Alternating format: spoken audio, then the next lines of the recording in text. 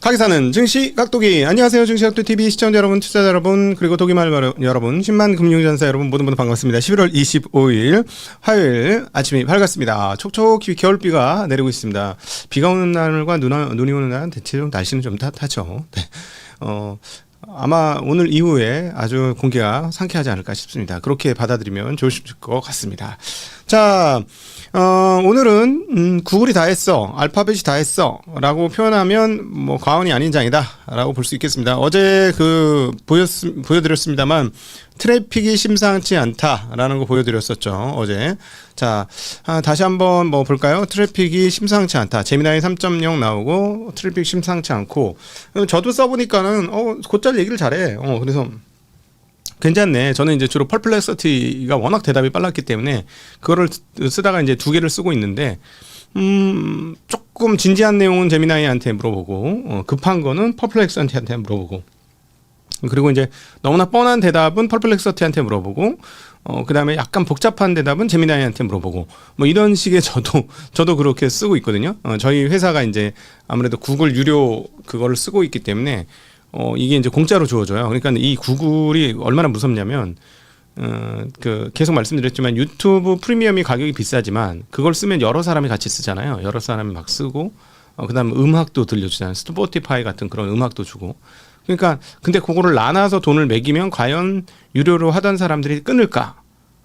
쉽지 않죠. 네, 그러니까 그럴 수 있는 여력이 상당히 있는 애들인데, 그동안 쌓아놨던 여러 가지 그 데이터 값을 가지고 그 B2B로 이렇게 하는 거예요. 저희 같은 사람들한테 이거 써. 이 안에 저 시트도 있고 덕스도 있고, 그러니까 다큐멘터리도 있고, 그러니까 워드 파일도 있고, 엑셀 파일도 있고, PPT도 있고 하니까 다 쓸 수 있으니까 다 쓰시고 다 쓰세요. 그리고 제미나이도 공짜로 줄게요. 근데 제미나이 가격으로 다 쓸 수 있게. 근데 대신에 이제 덩어리를 여러 사람이 쓰게 만드는 거죠. 이런 식으로 이렇게 묶어 가더라고요. 그래서 그런 재주가 있는 회사인데, 그럼 원래 AI의 1인자였고요. 그러다가 오픈 AI한테 뒤통수 맞은 그런 입장인데, 이번에 제미나이 3.0이 트래픽을 대폭적으로 늘리고 있습니다. 그래서 그 구글 중심으로 상승을 했고, 덕분에 반도체 주식들이 폭등을 했고요. 그 중에서도 누가 제일 많이 올랐을까? 반도체 중에서도 구글이 오르면 맞춰보세요. 연관.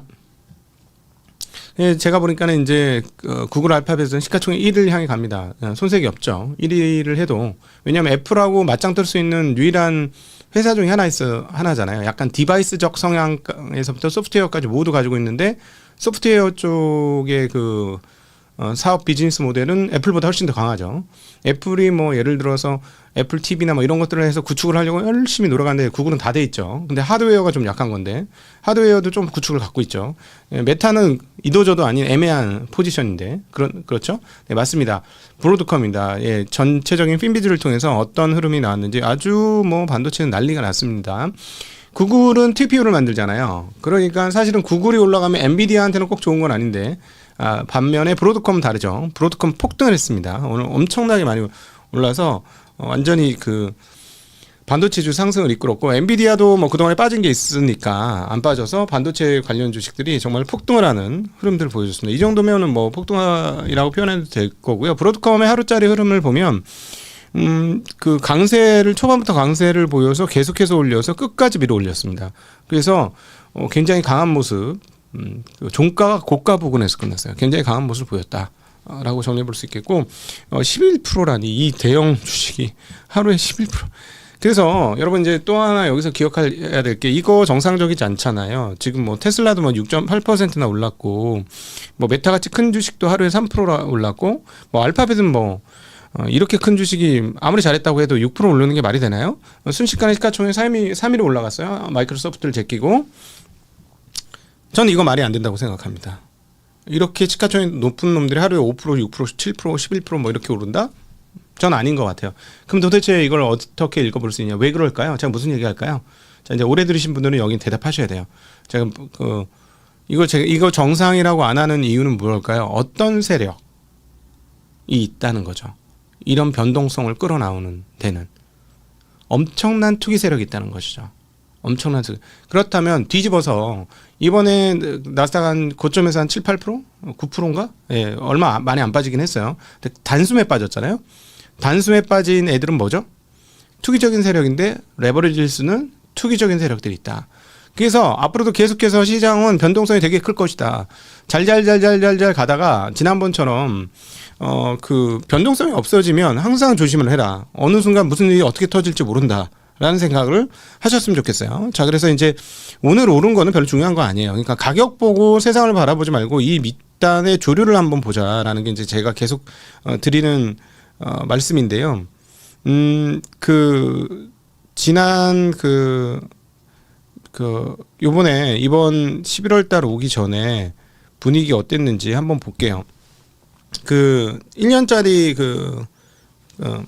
VIX 지표인데 지난 4월 달쯤에 트럼프 당선되고 나서 한번 난리가 났어요. 그래서 변동성 지수가 미친 듯이 올랐고 뭐 코로나 수준으로 올랐고 이건 말이 안 된다. 그때도 그런 얘기를 했던 것 같은데 이번에 단기적으로 많이 올랐는데 오르기 전에 어땠냐면 매우 잠잠했습니다. 매우 바닥에서 쫙 긁으면서 쫙 오래 보시면 중간에 잠깐 튀긴 했습니다만 굉장히 오랜 기간 저 기간이 주식시장이 저 밑에 이렇게 오른쪽에 쫙 깔려있는 저 기간들이 모두 주식시장이 오른 기간이에요. 그래서 매우 평탄하게 오랜 시간 평온한 시간을 보내면 항상 조심하자라는 말씀을 드리고 싶고요. 그리고 변동성이 한번 터지면 단기적으로 굉장히 큰 폭으로 변동성이 터진다. 그래서 레버리지를 쓰는 트레이딩 투기꾼들이 엄청나게 많아졌기 때문에 일반인들이 시장에서 단기 트레이딩으로 돈을 벌겠다라는 건 그냥 적선하시는 것이다라고 보시면 되겠어요. 거의 못 이깁니다. 이제는 최근에 나온 정말 재미난 뉴스 롱숏 하는 애들 다 이건 좀 격하게 표현해야 여러분한테 올 것 같아요. 롱숏 하는 애들조차 다 뒤졌다라는 거예요. 소위 말하는 그쪽 최고의 트레이딩 시스템이라고 표현했던 르네상스 테크놀로지, 시타델 이런 진짜 대단한 애들도 깨졌답니다. 이번에 깨진 게 아니고 최근에 계속 깨지고 있어요. 소위 말하는 롱숏 페어를 하는 애들은 당연히 다 깨졌고 한국에서도 롱숏 페어 하는 애들 다 깨졌어요. 이 말인즉슨 무슨 말이냐면 지금 모르는 애들이 등장한 거야. 이게 아마 AI를 장착한 트레이딩 하는 애들인 것 같아요. 자, 그러면 여러분 그런 애들하고 싸워가지고 수백억 이상의 자금을 디지털 시스템에 투자한 애들하고 나의 머리로 이렇게 톡톡 찍어서 누르는 거하고 누가 이길 수 있는지 한번 생각해 보세요. 단타 안 됩니다. 그래서 단타 안 된다라는 건 무슨 말이냐면 시황 보지 말라는 얘기나 또 마찬가지예요. 예, 시황 볼 필요 없다. 시황 보지 마라. 시황 봐가지고 뭐 이번에 털린 사람들은 또 속상한 거지. 시황 보면 내가 심리적으로 훈련이 되지 않으면 사실은 시황을 왜 보냐면은 뭐야 많이 빠졌어? 사야지 이렇게 되는 거고 올랐어? 좀 줄여야 되겠는데? 이러려고 시황을 보는 거지. 올랐어. 기분 좋아. 떨어졌어. 어떡하지? 무서워요. 제가 살려주세요. 이번만 살려주세요. 다음부터 안 그럴게요. 아니 이렇게 하면 안 된다니까. 예. 이렇게 하면 안 돼요. 다시 한번 말씀드리면 그거 아닙니다. 그래서 단기 트레이딩으로 하려면 내 뒷단에 어마무시한 쉽게 얘기하면은 세계적인 그룹과 나 혼자와의 1대 다의 싸움이다라는 가정을 깔고 단타하셔야 돼요. 네, 그 말씀 다시 한번 드리고 자 어쨌든 이 제미나이에 대해서 다들 좀 인정하는 분위기네요. 오픈AI의 샘 얼트먼 제미나이 3.0에 대해서 이렇게 얘기했습니다. 이제는 우리가 쫓아가는 입장이다 라고 얘기했습니다. 그런가요? 자, 그 다음 일론 머스크 자기의 계정에다가 SNS 계정에다 축하한다 라고 얘기를 했습니다. 제미나이에 대해서 경쟁자들이니까 요 정도 얘기하면 많이 얘기한 거라고 봐야 되겠죠? 세일스포스의 마크 베니오프 창업자 3년 동안 매일 챗 GPT를 써왔고 제미나이 3.0은 이번에 2시간을 사용한 게 전부인데 추론, 속도, 이미지, 비디오 등 모든 것이 더 선명하고 빨라졌는데 이는 정말 놀라운 반전이고 나는 다시 챗 GPT로 돌아가지 않을 거 이렇게 얘기했습니다. 이야 세다 그죠? 네 자, 이런 뉴스로 인해서 지금 반도체주들이 폭등을 했고, 그 다음에 이제 마이크론 테크놀로지까지 봐야 되겠죠? 한국에 계신 분들은. 마이크론 테크놀로지도 많이 올랐습니다. 마이크론 테크놀로지의 상승폭이, 7.99%고, 시간에서도 약 1.8% 추가로 올라 있습니다. 마이크론 테크놀로지, 솔직히 까놓고 말해서, 하이닉스하고 삼성전자하고 마이크론 테크놀로지의 밸류에이션이라고 하는 것보다 크게 낮아야 될 이유가 있나요? 솔직히 까놓고 말해서. 왜냐면 얘네는 3등 업체잖아. 계속 얘기하지만. 그럼 물량으로 삼성으로 안 되고 기술적으로는 하이닉스한테 안 되는 그런 애매한 입장 아닙니까, 지금. 수율이나 여기서 이제 기술이라고 하면 수율을 포함한 말씀 드리는 건데. 근데 이 회사 지금 이 회사 뭐 한 20배 좀 넘거든요. PER 배수가. 근데 한국은 지금 포워드 어제도 말씀드렸지만 포워드 삼성전자 하이닉스 포워드 10배 이하예요. 영업이. POR이라고 봐야 되나요? PER 말고 오퍼레이션 마진으로 따지면 10배가 안 됩니다. 그래서 제가 계속 말씀드리니까 한국은 대형주들이 쌉니다. 라는 말씀을 드렸던 것이죠. 그래서 개인적으로는 뭐 크게 걱정할 거는 아닌 것 같다. 근데 진짜 걱정할 게 나오기 시작했습니다. 제가 어제부터 말씀드리지만 저는 이게 진짜 조금 두려운데요. 문제는 뭐냐면 이 이슈가 터지게 되면 한꺼번에 반영을 할 거다. 한꺼번에 어느 순간에 파바박.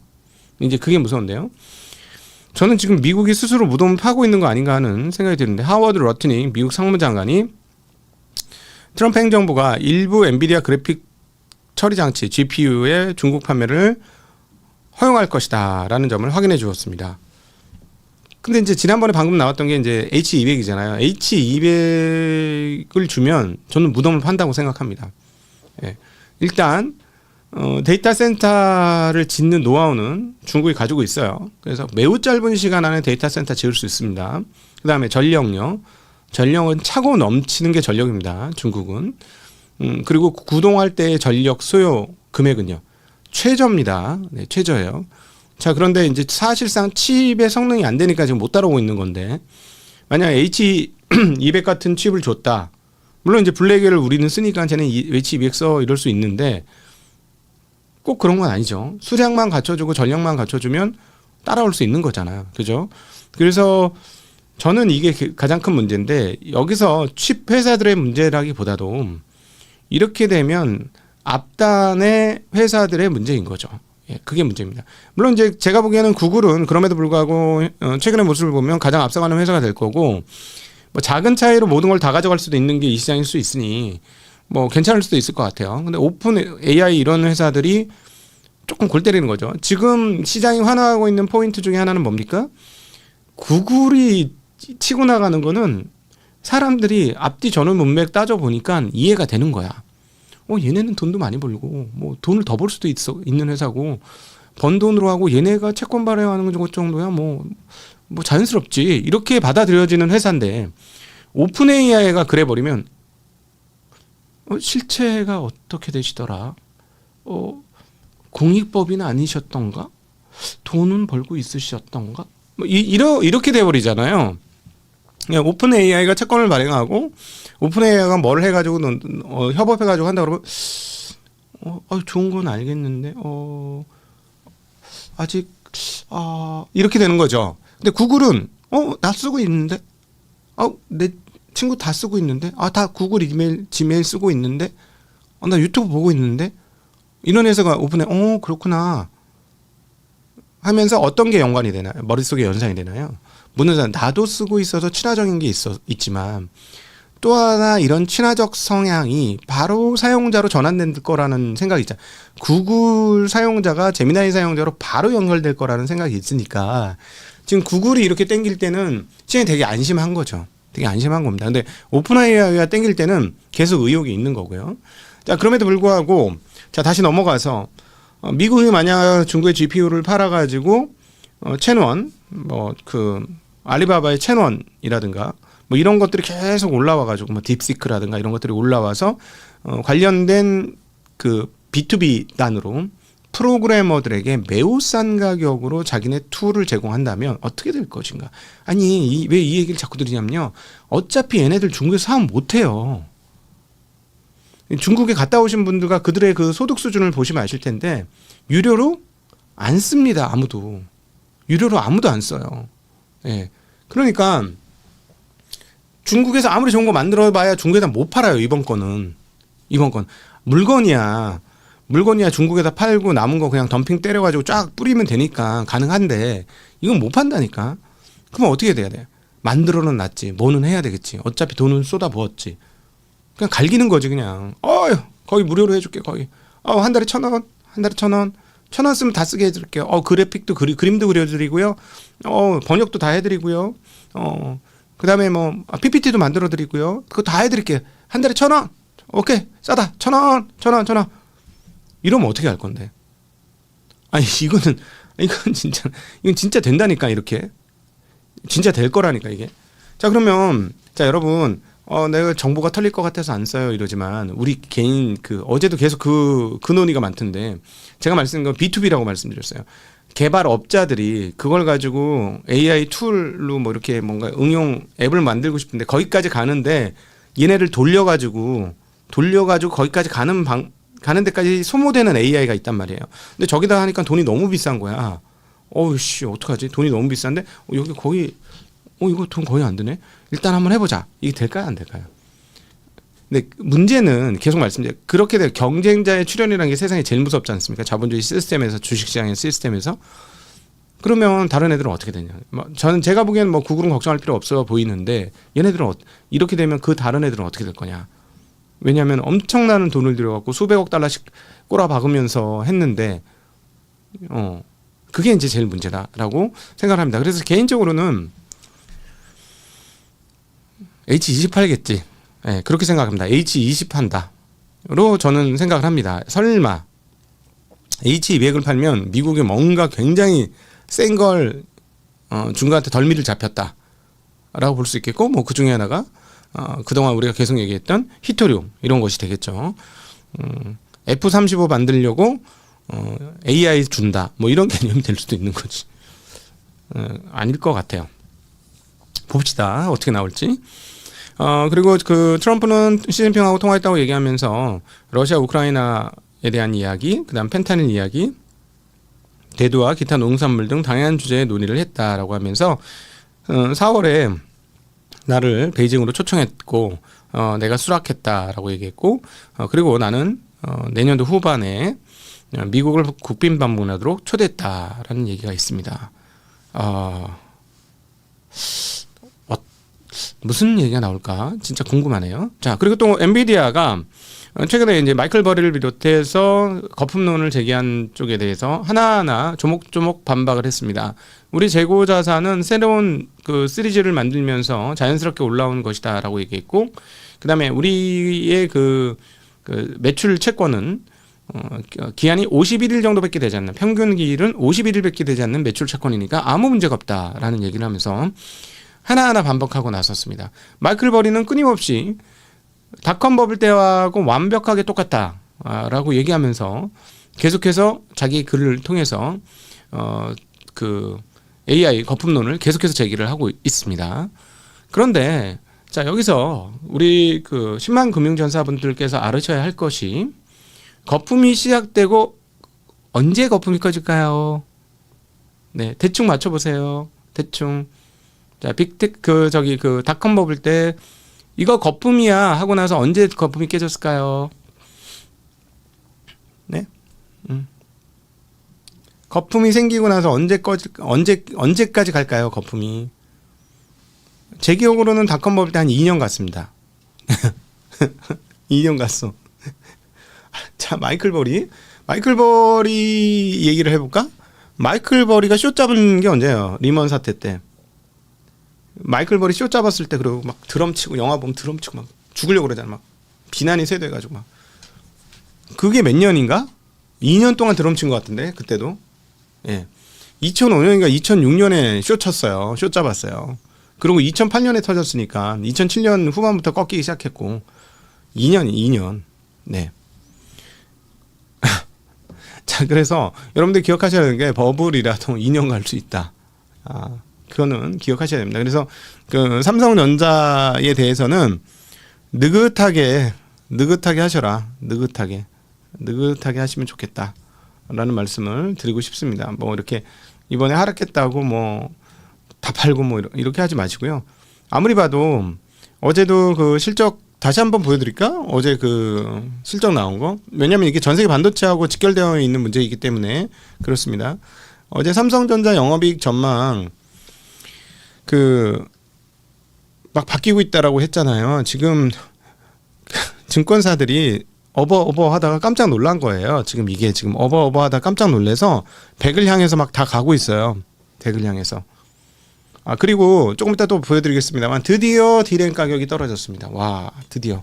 자, 드디어 디램 가격이 떨어졌어요. 디램 가격의 이 고공행진이 언제 멈출 것이냐 도대체. 지난번에 25달러 정도 수준까지 갔었는데 떨어졌고 이거 떨어진 거 맞아? 어제 떨어졌던데. 또 올랐네. 네, 또 올랐어요. 25.7달러. 지금 우리가 계속 보고 있는 DDR16기가 25.7달러. 5달러 하던 건데. 네. 조금 이제 드디어 숨고르기가 진행되는 것 같습니다. 그리고 이제 그 PC 업체 중에 하나가 우리 이제 재고 있다. 디램 재고 있다. 이렇게 얘기를 했습니다. 정말 있는지는 잘 모르겠습니다만. 네. 그래서 일단 내년도까지는 실적이 좋은 건 맞는 것 같고요. 구글이 저렇게 900억 달러를 투자하던 구글이 내년에는 더 투자하겠다라고 했기 때문에 당분간 이쪽 상황들은 그렇게 크게 나쁘진 않을 것 같습니다. 근데 오늘 왜 이렇게 그럼 많이 올랐느냐? 단순히 그 제미나이 때문에 올랐느냐? 아니면 엔비디아가 저렇게 나서서 올랐느냐? 그것도 있지만 더 중요한 거는 크리스토퍼 월러 연준 이사 노동시장이 약한 상황에서 인플레이션이 큰 문제가 아니다라고 얘기하면서 고용시장이 향후 몇 주 안에 반등할 것이라고 여전히 생각하지 않는다라고 얘기했습니다. 이렇다면 무슨 얘기죠? 금리를 내려야 된다는 얘기가 되겠죠. 메리데일리의 샌프란시스코 연은 총재 마찬가지입니다. 나중에 금리를 되돌려야 할 수도 있다는 두려움 때문에 금리 인하를 미뤄서는 안 된다라고 강조를 했습니다. 네, 자 이런 발언들이 금리 인하에 대한 어떤 기대감을 굉장히 크게 하면서 시장이 더 이렇게 부스팅하는데 큰 역할을 했다. 그래서 금리 동향 보시면서 금리가 상당히 큰 폭으로 빠졌어요. 지금 4.1% 하던 10년물 국채 금리가 4.06에서 지금 4.02로 4%가 깨질 정도 수준으로 빠르게 금리가 내려왔습니다. 지금 그러니까 시장 분위기 금리 쪽에서는 금리가 이제 내려갈 것이다. 12월 달에 분명히 내릴 거야 하고 시장이 완전히 확신을 하는 거죠. 자, 그걸 근거로 주식시장이 빠르게 반등하고 있는 것이다 라고 볼 수 있겠습니다. 금리가 내려갔음에도 불구하고 달러값은 고공행진을 하고 있습니다. 가장 큰 이유는 역시나 엔화의 약세가 꺼지지 않고 있기 때문이다 라고 말씀드릴 수 있겠죠. 원화도 엔화 약세와 함께 계속되는 약세, 유로원은 1,700원까지 가게 됐고요. 그럼에도 불구하고 여전히 지난 5월 이후 벌써 6개월째 엔원은 940원, 100엔당 940원을 기준으로 플러스 마이너스 10원에서 꼼짝을 하지 않고 움직이는 그런 상황이다라고 말씀드릴 수 있겠습니다. 자, 원자재까지 보고 갈게요. 자, 오늘 네, 금값이 다시 올라오고 있고요. 네, 그다음에 비트코인이 대단히 중요한 넥라인, 지지라인에서 반등에 성공하는 모습 볼 수 있겠고 VX 지표는 큰 폭으로 떨어졌습니다. 큰 폭으로. 예, 그래서 심리도도 상당폭 올라가고 있다. 그리고 유가는 여전히 오늘 뭐 조금 올랐지만 여전히 아주 낮은 가격 가운데 있다. 그리고 유가라는 건 모든 것의 비용이기 때문에 유가가 낮은 건 한국의 산업 기준으로는 상당히 좋다라고 또 정리해서 말씀드릴 수 있겠습니다. 네, 자 오늘도 함께 해주셔서 진심으로 감사합니다. 행복한 하루 되십시오. 안녕.